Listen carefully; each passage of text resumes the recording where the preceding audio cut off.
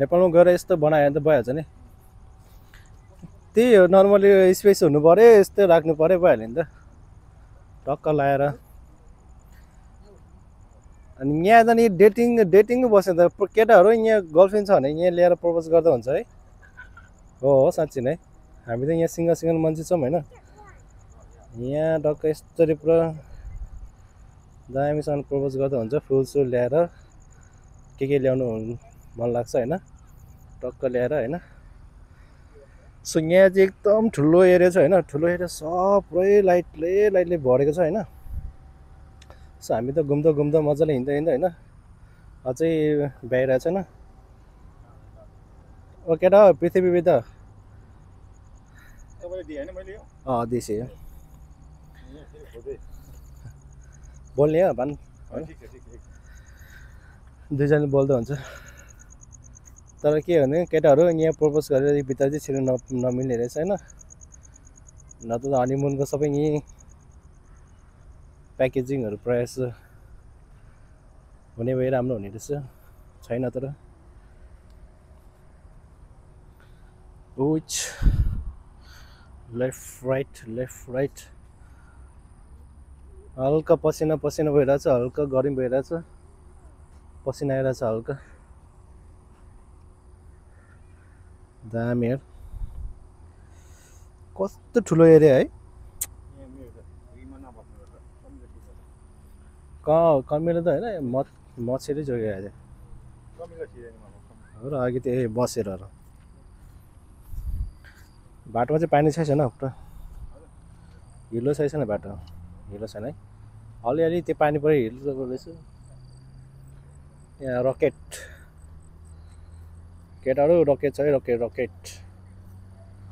rocket bomb दामी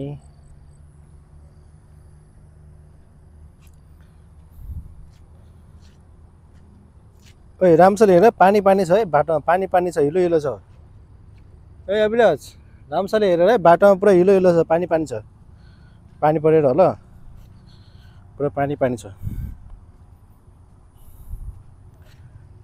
so पानी छ यार राम्रोसँग हिँड्यो भने त जुत्ता फेरि कालो हिलो लाग्छ बिस्तारै हिँड्नुपर्छ बिस्तारै सो यहाँ चाहिँ यो लोकेसन नाम चाहिँ होइन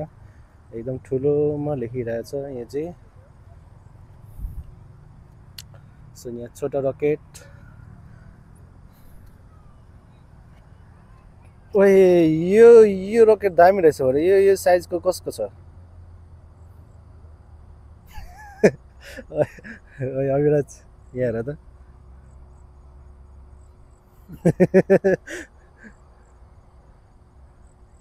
ल यसको दामी देख्ने रहेछ हेर चन्द्रमा सही देख्ने रहेछ के भिडियो त दामी निकाले त होइन हो त्यो टिकटक लागि त्यसरी खिच्नु भने दामी हुने रहेछ ओके गाइस यो हो यो ठाउँको नाम चाहिँ होइन सो यहाँ चाहिँ एकदम ठुलो एरिया छ सो हामी चाहिँ त्यहाँबाट हामी चाहिँ त्यहाँबाट आएर माथिबाट यस्तै माथि घुम्यो होइन अब हामी चाहिँ यस्तो यहाँबाट गएर चाहिँ हामी यो तल जुन चाहिँ एरिया छ नि यो एरिया हामी घुम्छौँ घुमेर चाहिँ हामी त्यहाँदेखि फर्किन्छ होला सायद त्यही हो एकदम ठुलो एरिया छ पसिना भइरहेछ हल्का गर्मी भइरहेछ गर्मी तातो एनर्जी तातो लाइट चाहिँ दामी छ क्या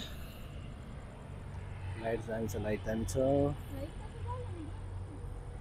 ओके गाइस सो एकछिनमा फेरि म फोटोसोटो खिच्छु होला अनि त्यसपछि अब फेरि